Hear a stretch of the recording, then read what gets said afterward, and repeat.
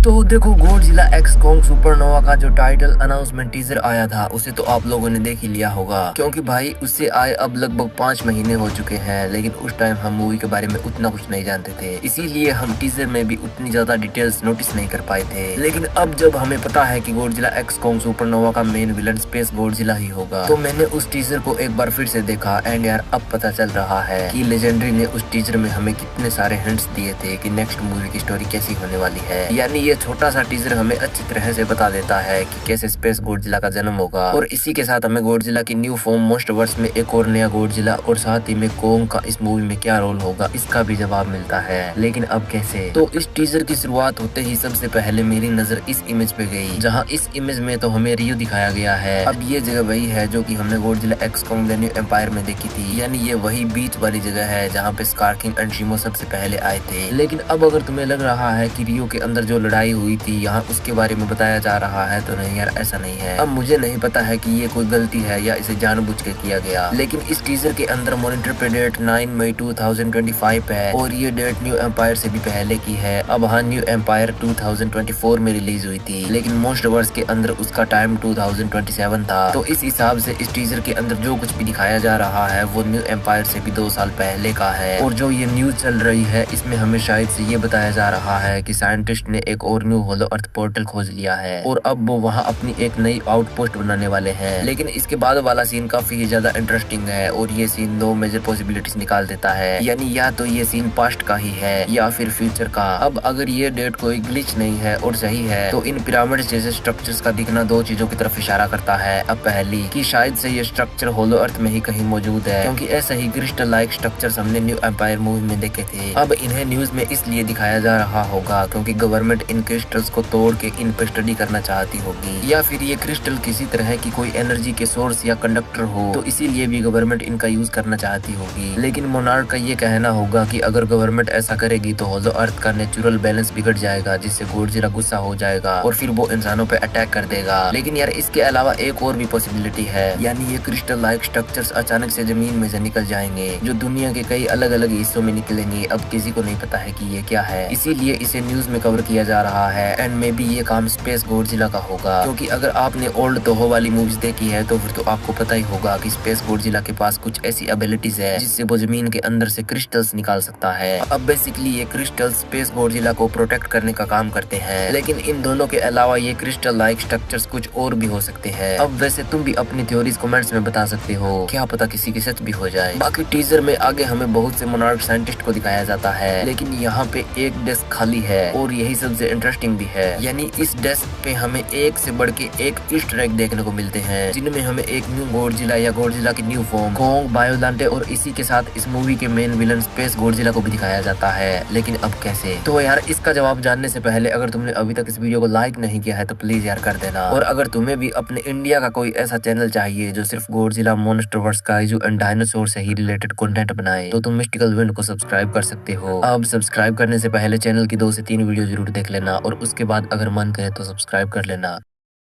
तो सबसे पहले मैं आपको बता देता हूँ कि इस टीजर के अंदर कुछ ऐसी चीजें भी हैं जो पास्ट एंड प्रेजेंट दोनों में एग्जिस्ट कर सकती है, इसीलिए मैं आपको पास्ट एंड प्रेजेंट दोनों ही पर्सपेक्टिव से उन चीजों को एक्सप्लेन करने की कोशिश करूंगा। तो यहाँ इस डेस्क पे जो सबसे पहली नोटिसेबल चीज है वो है एक कॉफी का मग, जिस पे लिखा है keep Kong and carry on, जिसका हिंदी में मतलब होता है कि कोंग को साथ रखें और आगे बढ़ते रहें। अब ये लाइन ओरिजिनली 1939 यानी वर्ल्ड वॉर 2 के दौरान ब्रिटिश यूज किया करते थे। अब उस टाइम ब्रिटिश के ऊपर बहुत से हवाई हमले हो रहे थे, जिससे जनता घबराई हुई थी। इसीलिए जनता का मनोबल बनाए रखने के लिए मीडिया कंपनीज ने एक मोटिवेशनल लाइन छापी, जिसको उन्होंने हर अखबार की हेडलाइन में लिखना शुरू कर दिया। अब हाँ, keep calm and carry on, यानी शांति बनाए रखे और आगे बढ़ते रहे, क्योंकि आपके लिए हमारी आर्मी है जो दुश्मनों से लड़ेगी। अब कोंग को यहाँ किसी आर्मी या शांति दूत की तरह दिखाने की कोशिश की गई है, जो कि इंसानों की रक्षा और शांति के लिए हर टाइम तैयार है किसी से भी लड़ने को, इसीलिए इस मग के ऊपर ये लिखा है। लेकिन यार इसके अलावा ये शायद